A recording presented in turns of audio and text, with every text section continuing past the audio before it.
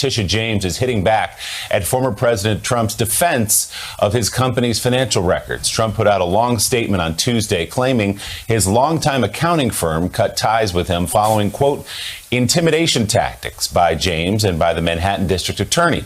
James responded in a letter, writing in part, "It is not unusual for parties to a legal proceeding to disagree about the facts, but it is truly rare for a party to publicly disagree with statements submitted by his own attorneys in a signed pleading, let alone one day after the pleading was filed."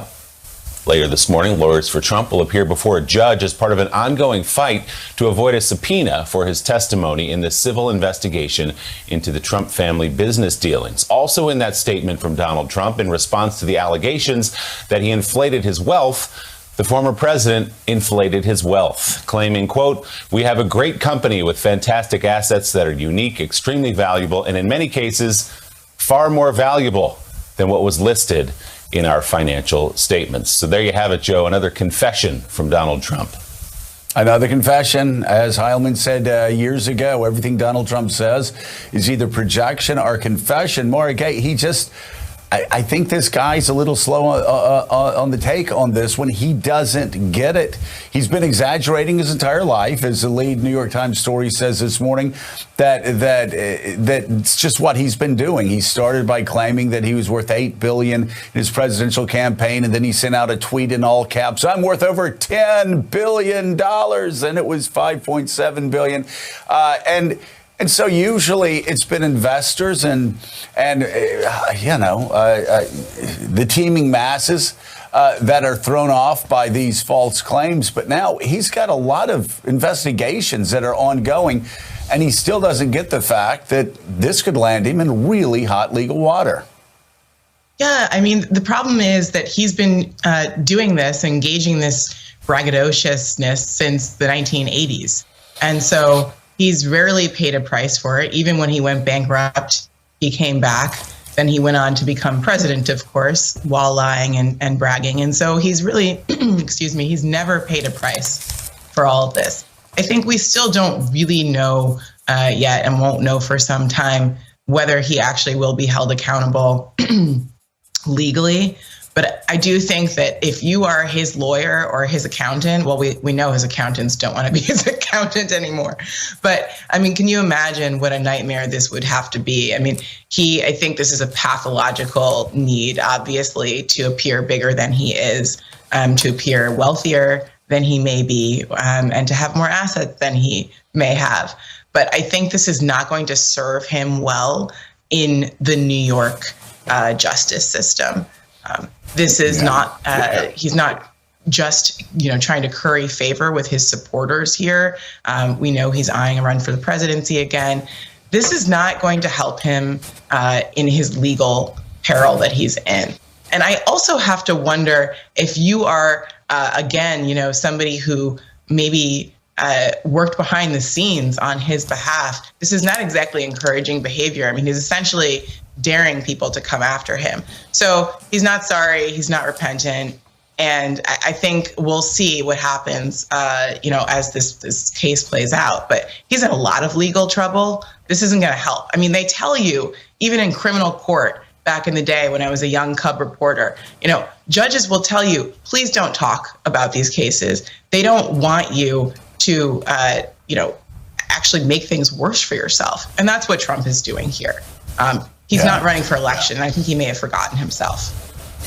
Maybe so. But, Claire McCaskill, though, whether he's running for election or whether he's running his business, the actions are so consistent. There have been all of these psychological profiles of Vladimir Putin, and also sort of the Russian outlook on governing. And the bottom line is the ends justify the means. A lie is okay. Nothing wrong, nothing immoral with a lie if you're Vladimir Putin, or if you're the Russians, or if you were the Soviets, because the ends always justify the means. And so you spew out disinformation and fire hose of falsehoods, and it works for them. That's been Donald Trump, and the consistency, really, it is crazy how consistent it's been from what he did in business for 40 years, always lying about how much money he had, to his election, always lying about how many votes he got. And it wasn't just here. It wasn't just in 2020 when he lied about the so-called stolen election. It was also in 2016. Remember, he was lying. He said, a golfer in line heard that somebody voted illegally, and I actually won the 2016 campaign. So he was inflating the number of votes he got in 2016, lying about that. His first contest against Ted Cruz in Iowa, when Ted Cruz beat him in Iowa, he lied about that. This is what he does. This is his psychological profile. And lying about votes is so very easy for him because he's been doing it about money for 40 years. And now it's all catching up to him, whether you talk about what's happening in Georgia, where he was busted on the telephone saying, steal me 11,000 votes, or whether you're looking at all of these financial cases against him in New York. It is all catching up to him. The interesting thing is he and Putin have so much in common in terms of how they view things. The difference is, though, Donald Trump is still in the United States of America, where we have court systems that are not going to accept his lies like they do in Russia. And the court system is not going to accept his lying. Now, I'll tell you who I thought the worst job was maybe being his accounting firm. They have now jumped off the Titanic. But maybe the even more horrible job is his lawyers. Can you imagine filing a pleading and saying one day, you can't depose this man because he knows nothing? And then the very next day, your client goes public for 5 pages and says, I know everything. They've got this horrible situation where their best shot is to divorce him from this company in terms of decisions that were made. But he's not going to allow that because at his essence, the company is just him. He's the only one who can know everything, do everything, be everything. So, I never believed when I was a kid in grade school learning about how you don't lie.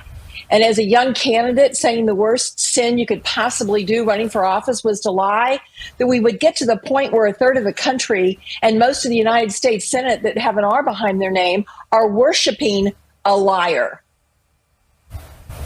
Yeah, and supporting his claim that he actually won the election. It's extraordinary. Meanwhile, Donald Trump is trying his best to brand the Durham investigation as another Watergate. That is the investigation into the origins of the Russia investigation that culminated in the Mueller report. Last week, Trump called this bigger than Watergate. Now he's claiming there was a, quote, espionage campaign of the Democrats breaking into the White House and my New York City apartment. You might remember we thoroughly fact-checked this on Tuesday's show over the course of about half an hour. There was no break-in, of course. Durham accuses a tech executive of using legally obtained access to White House computers to look for, quote, derogatory information on Donald Trump, and there have been no charges filed against that executive. Meanwhile, Hillary Clinton tweeted this yesterday. Trump and Fox are desperately spinning up a fake scandal to distract from his real ones. So it's a day that ends in Y. She wrote, the more his misdeeds are exposed, the more they lie. Clinton also included a link to a Vanity Fair article that she said includes a good debunking of their latest nonsense. Jonathan Lemire, you were there with us a couple of days ago when we ticked through this point by point. The bottom line is that there were no charges presented, no charges brought by John Durham of illegal wiretapping. You would think if there were wiretapping going on illegally, it would be included in charges there. Also, a lot of this took place during the Obama administration. It began in 2014. Yeah, very little of what the former president said is true. We almost could just leave it right there. But diving into this a little deeper, I think it's useful to go back to the origins of the Durham report, which was something that was always conceived of by Trump and his allies as a countermeasure to the Mueller Russia investigation, and one that Donald Trump, while in office, had pinned very high hopes on, that he thought this would really be a game changer. Whether he truly believed it or not remains to be seen, but he was under the belief that he could at least sell the idea that, that the government was working against him, that it was spying on him. We all remember his tweet claiming that President Obama had wiretapped Trump Tower. That wasn't true. And that during his time, he thought this would be the smoking gun he could use to really detonate the Democrats ahead of his 2020 reelection campaign. And it was a source of great frustration and friction between himself and Attorney General William Barr, because Barr said, look, the report's not ready yet. I'm not involved. This is Durham's show. He's got free reign here. And it's an extraordinarily lengthy and expensive process here to get this investigation done. And there was a sense as the year went on, the 2020 year, and the election started to slip away from Trump as the coronavirus surged and his handling of it was so widely disapproved of, that he recognized that it was not going to be all that he thought it was, and it ended up being a huge disappointment and didn't come out in time to save him before the election anyway. And now that we are getting pieces of it, he is trying frantically to sell it into something that it is not, and certainly some of his allies in the conservative media are happy to once again go along with his bidding, as they did with his false claims of election fraud. But there doesn't appear to be much in the way of there, Joe. Well, not much there, and we're also seeing a lot of backing off from the breathlessness. Over the weekend, all we heard was, well, why isn't the media talking about this? Why is the mainstream media, the corporate media? We started talking about it, and suddenly everybody's gone quiet, or most people have gone quiet, except those who really want to make complete total asses of themselves. And speaking of that, Claire McCaskill, Durham, here's a guy that has spent a good bit of his career respected. He's humiliating himself. This thing's dragged on for 3 years. Investigating the investigators has gone on longer than the investigation. And as I said a couple of days ago, if they were actually doing things, say, okay, go as long as you want. Let's get to the bottom of this, whatever it takes. I want to know what all of the agencies have been doing. And if there's something that was done wrong in the investigation, Americans need to know about it. Well, here we are 3 years into it. He puts out a pleading that is just indecipherable. It allows crackpots to lie to their audiences that something is amiss. And you dig into it. And again, there was no wiretapping. In fact, no data was collected illegally. Everything, Durham admits, was collected legally. Nobody's charged with anything. Hillary Clinton, there's not even any suggestion that Hillary Clinton had anything to do with any of this. They have Sussman, a guy that everybody in Washington, D.C. knew was connected to the DNC and Hillary Clinton, including Republicans on the Hill. I mean, I could go on and on and on. The fact is, Durham, after 3 years, has this one charge against a lawyer that is not going to stick. You look at the facts behind that one charge, it's preposterous. And yet Merrick Garland, I guess Merrick Garland has to let him continue to go on. But 3 years, and all he's doing is churning up a bunch of nothing. And it just continues. What is the plan inside of DOJ? Are they going to let this guy go 3 more years and just launch a conspiracy theory with a poorly written pleading every 18 months or so? Well, first of all, I think in a way it works to the benefit of the truth that Durham has independent control. That Merrick Garland is not controlling him.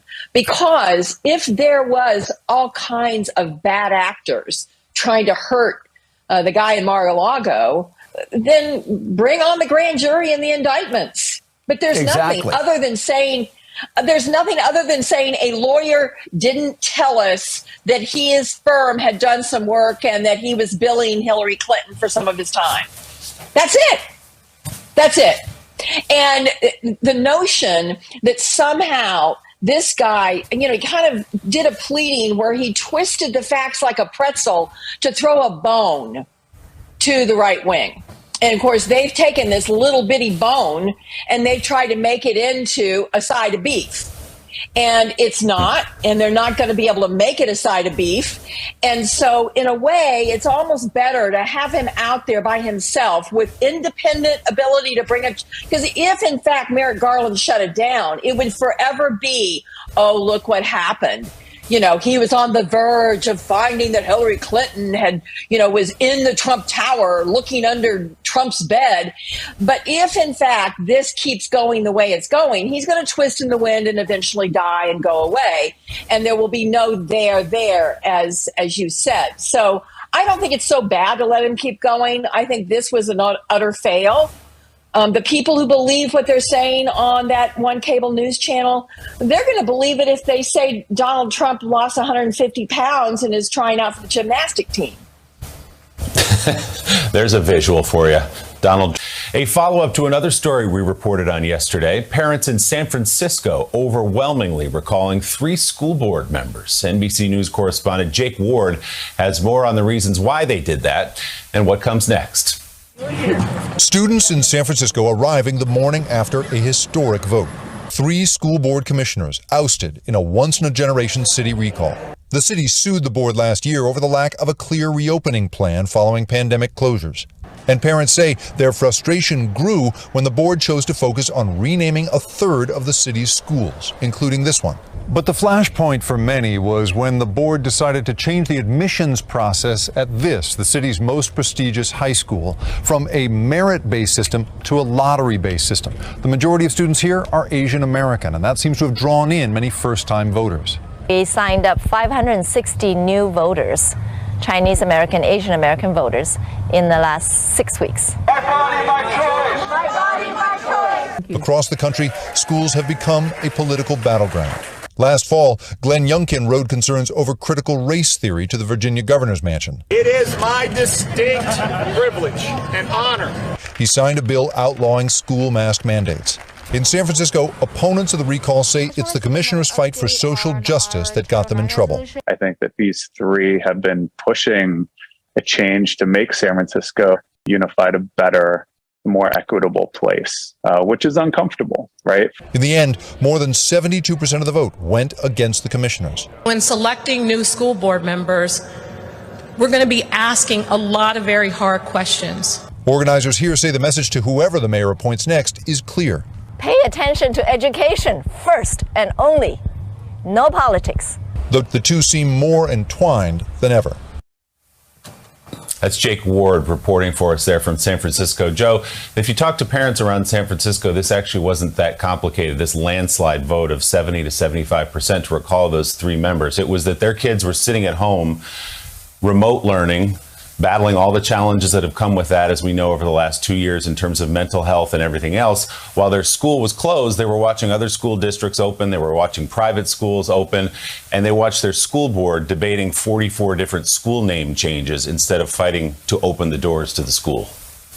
Well, yeah, you had 3 things going on here, Willie, that really, I think, are 3 key issues that Democrats are not only going to be talking about in general election campaigns, but what we're already seeing in primary campaigns and even in liberal bastions like San Francisco. And Maura, those 3 are obviously COVID, and whether the school's open or not, what sort of mandates there are inside of the school. Parents are watching this closely from North Carolina to San Francisco. You have so-called woke politics, the renaming of the schools, the proposed renaming of the schools, which even got the mayor involved in saying they needed to worry about opening the schools instead of renaming it.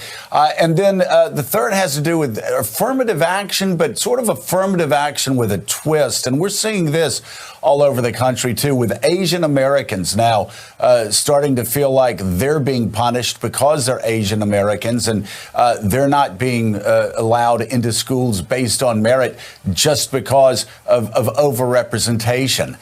So the San Francisco case is so fascinating on so many fronts. And it seems like these are 3 issues we're going to be hearing for at least the next 6 to 9 months in the campaigns. That's right. And I think that Democrats, and not just Democrats, but all of us, frankly, would be wise to focus most of the energy here on making sure that schools can safely reopen to serve students. I'm not a parent yet, but I can only imagine the anger and frustration and concern of parents as they see movie theaters, sports arenas, restaurants, bars reopening, but yet in so many cases, like in San Francisco, are still watching their kids at home in front of a screen, wondering, what kind of education they're getting and what kind of educational losses they may be enduring, not to mention the social aspect and the emotional and psychological aspect of what this pandemic has borne on children. And so much of this has been prolonged because of the refusal of parts of this country to get vaccinated. But, there's also leadership questions in school boards, school districts across the country. We really needed to prioritize this. And the fact that we haven't done so in any methodical way, or a uniform way, I should say, some districts have done a great job, want to be clear, is a source of anger, deep anger, and also concern. There's so many years of education that we're losing. And of course, it's the most vulnerable kids, right, who are going to be the most harmed by this. And then you have layered on top of that the culture wars that you're talking about. And in some cases, the debates over affirmative action that really have never ended. I went to the University of Michigan in 2004. I'm dating myself here, but I was there the year after the affirmative action decision. It's at the Supreme Court. And I can tell you that battle wasn't over. It defined my college years, and trying to understand what it's going to look like with the new Supreme Court. I mean, we're going to be having that conversation for years to come. Yeah. Oh, no doubt about it. And obviously the Supreme Court's going to be talking about it too. And by the way, Maura, you're not really dating yourself by talking about graduating in 2004. I think I was celebrating like my 85th birthday in 2004. So, Claire. So Claire McCaskill, Maura, and I know you understand this better than all of us because you've been in elected office, represented the state of Missouri for quite some time. Maura is so right. At the end of the day, this comes down to schools. This comes down to kids. Parents are going to prioritize kids over everything else. You can talk to them about capital gains rates all day long. If you got it wrong on their kids, you're out of luck. And so people like Scott Gottlieb always got this right, which was when we need mandates, when we need mask mandates, when we need to shut down schools, we shut down schools. But when we can open them up, let's open them up and get kids back in school, get rid of the mandates. Then the Delta surge comes, we can react to that. The Delta surge leaves, we can react to that. But people have not been, the government has not, certainly over the last 6 months, they have not been handling this with much subtlety at all in some of these districts. And you have mainly Democratic candidates who are paying for it. Yeah. And by the way, in Virginia, what Youngkin did is he recognized something that's really important. And that is right now, maybe more so at any time in my adult life, it's time for everyone running for office to show deference to parents as it relates to the education of their children. Not politicize what's going on, but rather just prioritize parents and recognize their frustration and feel their anger. They may be BS about CRT, and there may be ridiculous right-wing attempts to ban books. But if everyone stays focused on the rights of parents to feel scared, angry, confused over what they've had to go through the last 2 years, they're going to lose votes. And listen, you know the definition of out of touch, Joe? Let me give you the definition of out of touch. In the middle of the pandemic, somebody on a school board somewhere is saying, it's a really good idea. In order to protect children, we got to take Abraham Lincoln's name off the high school. Oh. That's the definition of out of touch. Do you know what else is out of touch? When you have people that are disconnected from leaders who think they are too elite, and then you have parents complaining about things that are going on in their children's schools, and then you have elites saying, oh, that's not going on in your children's school. Well, maybe CRT is not going on in their children's school per se, but something's going on in their children's school that we have to get to the bottom of. It's just like this Durham investigation. Don't be scared to investigate. If something's going on, we want to know what's going on. Instead of elites just saying, oh, these parents, they're stupid and they're having politicians that are manipulating them and they don't know what they're talking about. Actually, they do. They've got children that are coming home from school. I know this as a guy, again, as an 85-year-old guy with like 79 kids, or 4. Sometimes it feels like 79. You hear what hey, how was school today? What happened in school today?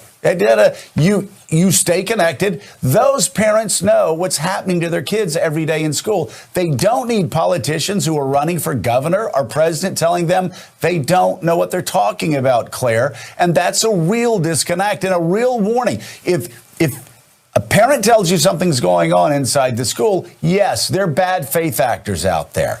But if you keep hearing it, as you know, if you keep hearing it, one town hall meeting after another town hall meeting after another town hall meeting, when you're knocking on doors, when you're shaking hands, you know, something's going on out there and they need to look into it. Yeah. And maybe the thing that I'm most worried about now is the idea that we're going to hyper politicize school board elections. That's not good. I mean, traditionally, the people who have run for school board have been parents who have been very active in the school. And by and large, not in every school district, but by and large, I think school boards in this country have operated the way they were intended to operate. Now we have this backdrop where there is this calcified polarization of who's running for the school board and who's controlling it, and are you Trump enough or are you anti-Trump enough? You know, let's back off and as Democratic politicians just say we care deeply about the power of parents to control their kids' education and supporting public education. If they could just keep it simple on those two things, they could thwart the effort of the far right to really, frankly, distort